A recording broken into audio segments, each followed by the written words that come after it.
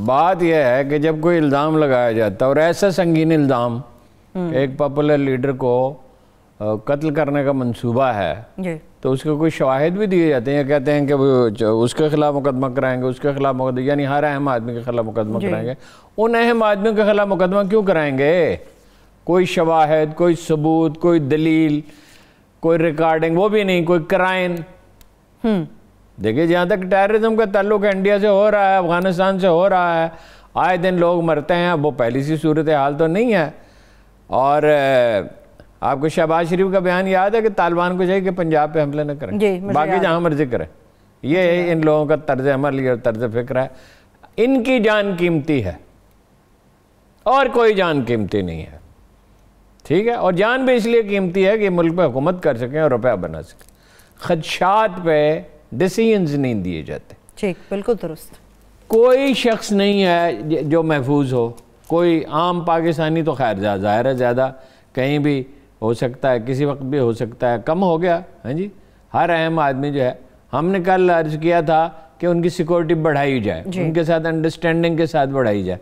पर नवाज शरीफ साहब का ये तरीका है, सनसनी फैलाना, इश्यूज़ पैदा करना, और ज़ाहिर है उसकी हिफाजत होनी चाहिए मगर जितनी भी ज़्यादा से ज़्यादा मुमकिन है। लेकिन वो तो उन्हीं पर इल्ज़ाम लगा रहे हैं जिन्होंने हिफाजत करनी है। मतलब खुदा न खासा ट्रैफिक एक्सीडेंट में अल्लाह न करे कोई हादसा हो जाए। नवाज शरीफ के वैसे कारवां के नीचे एक बच्चा आके कुचला गया था, उसकी उन्होंने खबर तक नहीं ली थी। तो ये हो जाए तो इन पर इल्ज़ाम आए। भाई एक डेस्परेशन की कैफियत है। एक तो वो वैसे बीमार है, वो दिमाग को जाने वाली दिल से जो रग जाती है वो है, गुर्दों का मसला है, हार्ट का मसला है, ब्लड प्रेशर का मसला है, ऊपर से डिप्रेशन बड़ा शदीद है। आप देखते ही उनका डिप्रेशन तो सभी के ऊपर है हारून साहब, अच्छा, के तमाम अरकान के ऊपर नहीं, तमाम अरकान पे नहीं है वो, उस पर नहीं। शायद खाकान अब्बासी पे डिप्रेशन कोई बबा नहीं होती। डिप्रेशन आदमी के अपने तर्ज फिक्र से पैदा होता है। जब वो शदीद मायूसी के आलम में होता है वो डिप्रेशन, वो शदीद डिप्रेशन का शिकार है। मतलब शहबाज शरीफ में उतनी डिप्रेशन नहीं है जितनी नवाज शरीफ में। और डिप्रेशन अपने कारनामों के तो फैला है, जो कुछ उसने किया है आज तक इस मुल्क के साथ, वही वजह और वह उसकी डिप्रेशन है। और हुक्मरानों के इक़्तिदार के बगैर तो एक दिन गुजारना मुश्किल है। मैं जब भी इन्होंने देखा तो भी शदीद डिप्रेशन के शिकार थे। शहबाज शरीफ इतने शिकार नहीं थे, कोई ना कोई मसरूफियत वो ढूंढ लेते हैं। तो ये तो आपने देखा नहीं था वो पिछले दिनों एक इंटरव्यू में वो चाय पिलाने वाले पे बिगड़ रहे थे। तुम चाय ले आए हो इस वक्त, चाय ले आओ, चाय पी भी ली भाई, चाय ले आया तो उसको इशाअत के इशारे से मना कर देता कि चाय ले जाओ। ये तो इसका तो इतना ही किस्सा। अब रह गई जमानत। मैंने जावेद लतीफ़ साहब का आपको क्लिप सुनाना है। जावेद लतीफ़ साहब का क्लिप का बारी आएगी तो फिर दिखाएं। अच्छा, गुजारे ये है, अब आ गई जमानत। कन्फ्यूजन क्रिएट करना इन पे खत्म है। झूठ बोलने में तो कोई तामल है ही नहीं ना। वो जरा इसका क्लिप तो दिखाएं। लंदन तो क्या पाकिस्तान में। बस अब मेरे प्रोड्यूसर साहब ने जब झूठ की बात सुनी है तो उन्हें समझ आ गई कौन सा क्लिप चलाना है। जावेद लतीफ़ को छोड़ें जी, इसको। जावेद लतीफ़ इतना इंपॉर्टेंट आदमी नहीं है। बस करते हैं हारून साहब। मरियम साहबा का सभी को अजबर हो गया, वो भी दिखाते हैं क्लिप, लेकिन मेरे ख्याल में रिहाई के ऊपर भी हमें कुछ बात करनी चाहिए। नहीं, वो क्लिप दिखाए ना मरियम का, बस वो जरा लाइन अप कर लें हारून साहब, फिर वो दिखाते हैं। अच्छा, अब अपना हाल तो ये है बाप बेटी का कि वो क्या, वो मुकर्दरा मेरे हैं ही नहीं, मेरे फ्लैट तो लंदन में है ही नहीं। वो फ्लैट से निकल आए और बहुत सी चीज़ें निकल आई। गुजारे ये है, ज़मानत किस चीज़ पे हुई थी कि वालिद साहब उनके जो थे हॉस्पिटल में थे और बताया गया था कि जान को खतरा, इतना खतरा है कि सर्वाइवल मुश्किल नजर आ रही है और उन्हें पता नहीं बेटी से मिलना है। बकौल इमरान खान के शीरी मज़ारी रो पड़ी। वैसे अजीब ही बात है, शीरी मज़ारी को मैंने बरहम तो हमेशा देखा, जज्बात से मगलूब तो हमेशा देखा, रोते हुए तो कोई उसका तस्वर ही अजीब ही लगता है बस। और ये हो जाएगा, ये हो जाएगा, हाँ जी। फिर वो उसके लिए क्या जालसाजी की गई, जहाज पे चढ़ते ही वो ठीक हो गया। और किसी हॉस्पिटल भाई जमानत हुई कि उनकी तीमारदारी करनी। और आपको याद है उसके बाद इन्होंने किस तरह से खामोशी इख्तियार किए रखी। फिर इनको बुलाया, तशरीफ नहीं ले गई, जवाब नहीं दिया। पिछले साल जनवरी में 11 अगस्त को पिछले साल गई, हमला कर दिया नायब के दफातर। बिल्कुल ऐसा ही है, नायब के दफातर पे हमला। वो पत्थर लोगों ने दिखा दिया, उनका पत्थर नहीं है, कुर्बानी का गोश्त है, सदके के बकरम का गोश्त है। राना सनाउल्लाह वो बकरों के गोश्त नायब में किस लिए ले गए थे? वो मरियम साहब राना सनाउल्लाह साहब ने फरमाया क्या फर्क, राना सनाउल्लाह साहब का फरमान, और क्या कहना है इस पर, क्या आदमी इस पर कह सकता है जी, कि जो बात की खुदा की कसम लाजवाब, पापोश में लगा दी किरण आफताब की, जो बात की खुदा की कसम लाजवाब की, हद है यार। अच्छा, अब जो कानूनी नुक्ता नज़र से देखें, फैसला तो अदालत जो भी करे कि भाई जिस काम के लिए उन्हें, वो तो चले गए लंदन तशरीफ ले गए, और जाहिर है ये अंडरस्टैंडिंग थी कि वो भी खामोश रहेंगे और ये भी खामोश रहेंगे, फसाद नहीं फैलाएंगे, राय का इजहार तो खैर उनका हक है। तो अब उन्होंने तो यलगार शुरू कर दी गई, और ये सारी यलगार का खुलासा कि हमें इक़्तिदार दिया जाए जी, बस हमें इक़्तिदार के बगैर हम जिंदा नहीं रह सकते, पानी मछली के बगैर नहीं रह सकते। मुझे शाहिद खाकान पे बड़ी हैरत होती है, किस डिटाई से वो कहते हैं, इतना शरीफ आदमी, और क्या कह रहा है कि उसकी आवाज़ बुलंद करने की कोशिश की जा रही है। पंजाब की बेटी जो है उसको मंजर से हटाने की कोशिश की, जुबान, ओ भाई केस की बात करो, केस क्या है? अब वो मनी लॉन्ड्रिंग का केस अलग है, कहते हैं जी असल चीज़ का तो जिक्र ही नहीं किया। ओ भाई तुम इस सवाल का जवाब दो कि इसकी जमानत हुई कैसे थी?